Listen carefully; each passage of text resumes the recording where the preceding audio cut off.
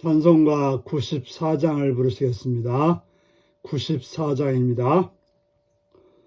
주 예수보다도 귀한 것은 없네.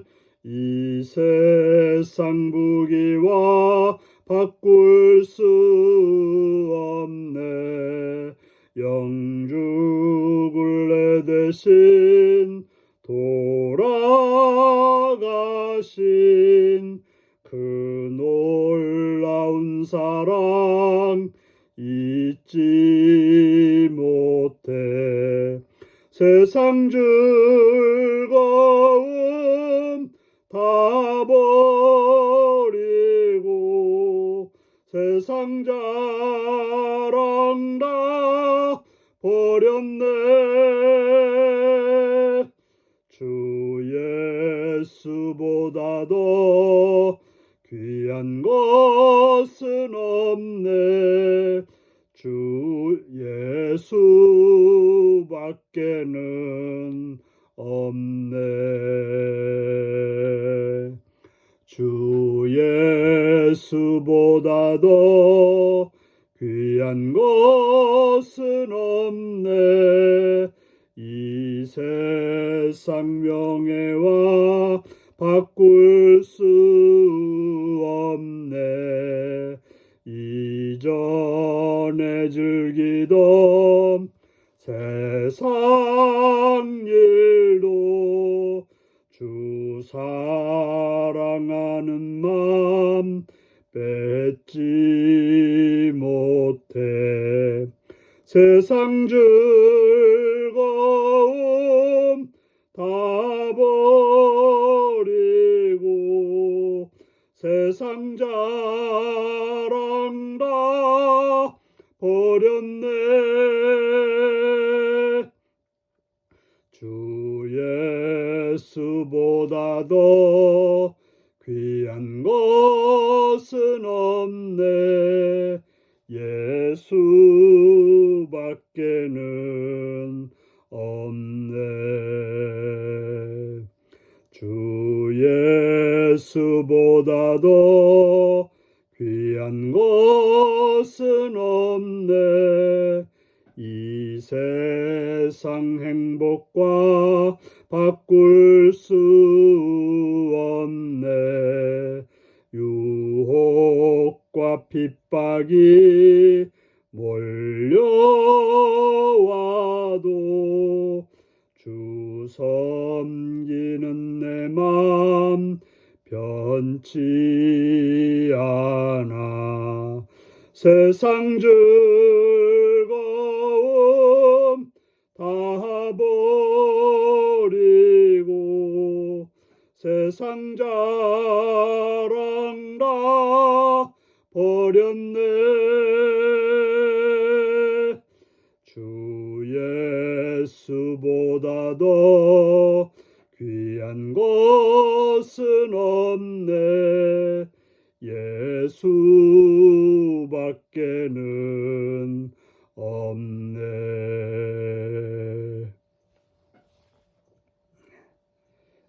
이 시간 우리에게 주신 하나님 말씀은 히브리서 12장 18절에서 29절까지 말씀입니다. 히브리서 12장 18절에서 29절입니다.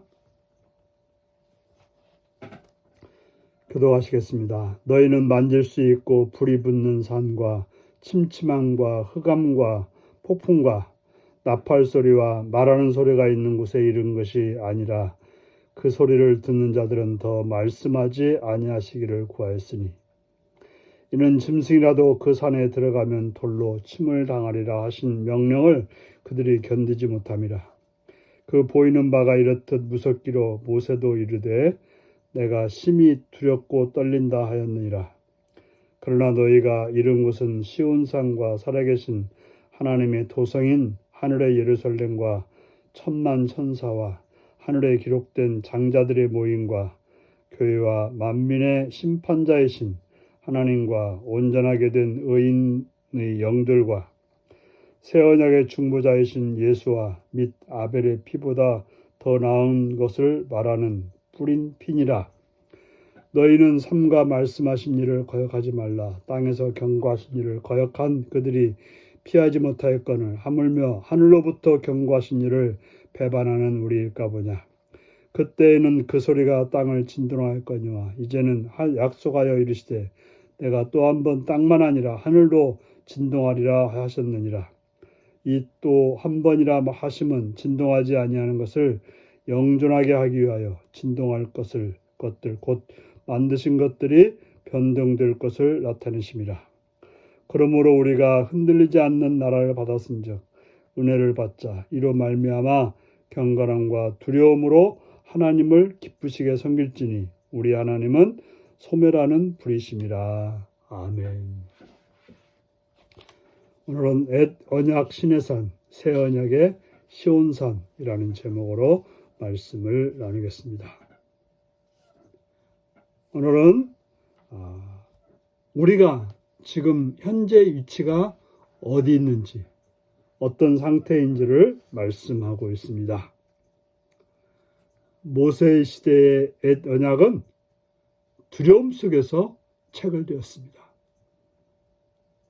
그래서 히브리서 기자는 이스라엘 백성이 시내산에서 율법을 받던 상황을 언급합니다. 시내산을 불이 붙는 산, 침침함, 흑암, 폭풍 등으로 묘사해서 죄인들이 접근하기 힘든 거룩한 공간이었음을 상기시킵니다. 하나님은 당시 사람과 짐승의 접근을 금하셨습니다. 접근하면 죽음이라고 말씀하셨던 것입니다. 하나님의 임재를 알리는 나팔 소리가 울리자 백성은 두려움에 압도되어서 하나님과 직접 대면하기를 두려워했고, 백성들은 자신들에게 직접 말씀하지 말고 모세가 중재자가 되기를 원했습니다. 바로 당시 옛 언약의 백성들은 하나님께 직접 나갈 수가 없었고 모세라고 하는 중재자를 통해서 나갈 수밖에 없었습니다. 그런데 우리는 지금 새 언약을 받은 우리는 예수님의 이름으로 하나님께 담대하게 나갈 수 있다고 하는 사실을 말씀하고 있습니다.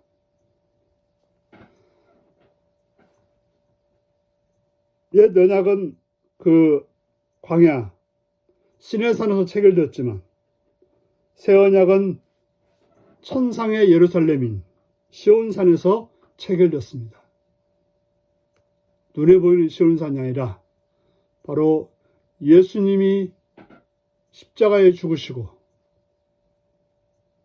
하나님께 나갔던 그 시온산을 말하고 있습니다. 그 시온산에는 천사들이 있고 택함받은 장자들이 있고 구원받은 의인의 영들이 있고 속죄를 완결한 그리스도의 피가 있습니다. 성도들은 그 그리스도의 말씀에 순종해야 합니다. 땅에서 경고하던 모세를 거역해도 형벌을 받았다면 하늘에서 경고하신 이 곧 그리스도를 거역하는 배교하는 형벌은 더더욱 가중될 수밖에 없는 것입니다.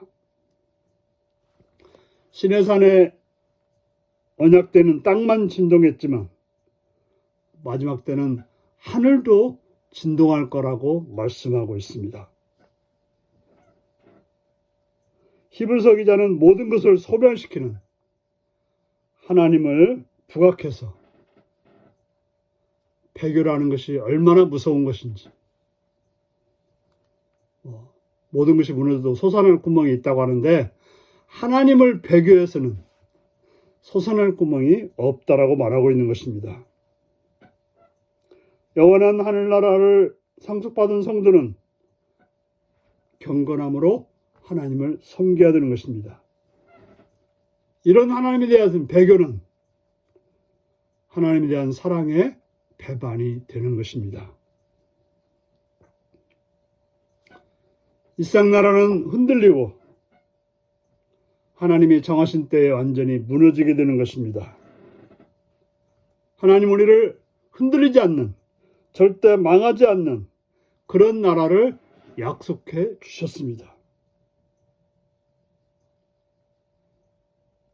자기중심적인 눈은 현재의 기쁨과 만족에 집착하게 사지만 영원 나라를 보는 눈은 미래에 주어질 기쁨과 만족을 생각하며 믿음으로 오늘을 살게 되는 것입니다.